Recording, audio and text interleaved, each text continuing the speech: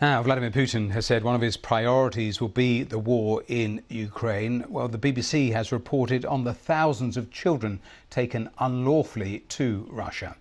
We followed more than 40 children taken from a children's home in Kherson and what happened to them. Some have been returned, others are in Russian foster care, but many more are still missing.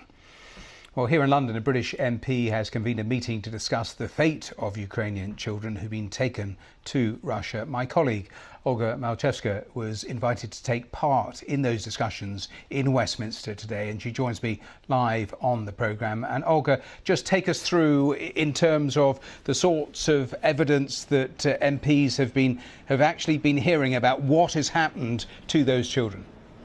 Hello, Matthew. Yes, the BBC team was asked to provide the evidence we've got during our investigation while working on the documentary Putin and Ukraine's Stolen Children. So we spoke about the cases we've got. So basically we managed to trace the children who were taken from the Ukrainian Kherson Regional Children's Home while the city of Kherson had been occupied by Russia.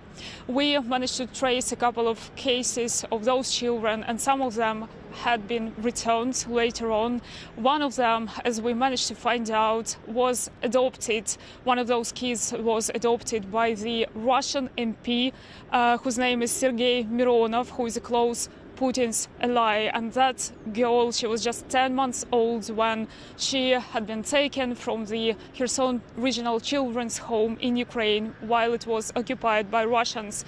Later on, as our team found out, there was a bus set up for the children taken out from the Kherson Regional Children's Home to Russia, and that's where their trace was lost. And it took efforts, almost over 5 months of efforts of multiple journalists, a huge team led by the director Robin Barnwell of investigation, to find out what happened to them.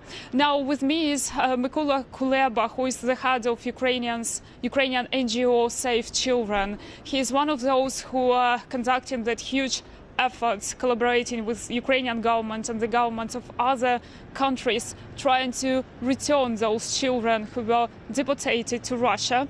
Hello, Mykola. Thank you very much for finding time for us. And speaking about the numbers, so we've heard about at least 20,000 of Ukrainian children who were taken to Russia, although Russia says that they had almost 700,000 children registered there. Why we see such a difference?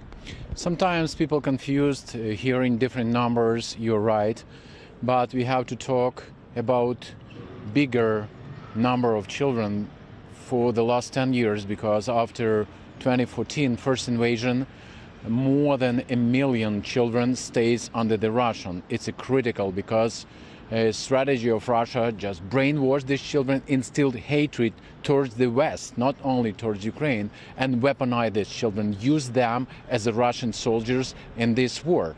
And another number is 744,000, which Russia stated. It's the children who've been registered after full-scale invasion. And we have no idea how many of them unaccompanied, how many of them are orphans who've been kidnapped. And this 20,000, it is when Ukrainian government identified. We as Ukraine identify only 20,000 children. It is the orphans who've been kidnapped from orphanages, from foster families, and other children whose parents were killed or have been in infiltration camps or have been imprisoned. And we know only this number, but every day we know about more and more children, and I think the scale of these issues is much bigger. What tools do you have as the human rights lawyer to return those children, and what are the main challenges for those children who are staying at the Russian-controlled territories? We, as the Save Ukraine organization, build a clear strategy how to find these kids, return them, and we provide rehabilitation of these children and integrate them into a local community. But it's very hard because Russia tried to to control everything and not allow to extract any child, and they stay there even if mother going to Russia. Very often they deporting them back to Ukraine and not allow just to meet a child and take child back. But it's a critical now to find teenagers and young adults, because Russia, after indoctrination, they weaponize them, they send them to Russian army, and now we investigating some cases when Russian soldiers who've been Ukrainian children 10 years ago, and they've been brainwashed and used as the Russian soldiers now, and they've been captured and now in Ukrainian prisons. Yeah, and it is a war crime.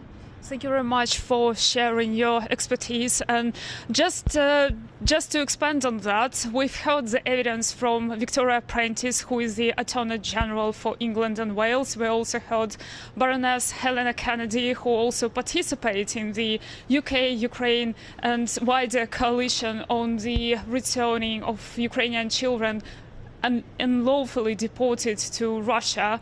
And in terms of the tools they have and the Ukrainian government, the UK government has, they mentioned that they keep calling Russia to return those children back to Ukraine, to stop deporting unlawfully children, and they keep thinking about possibly new sanctions on the Russian officials who are involved in the unlawful deportation of Ukrainian children. Matthew?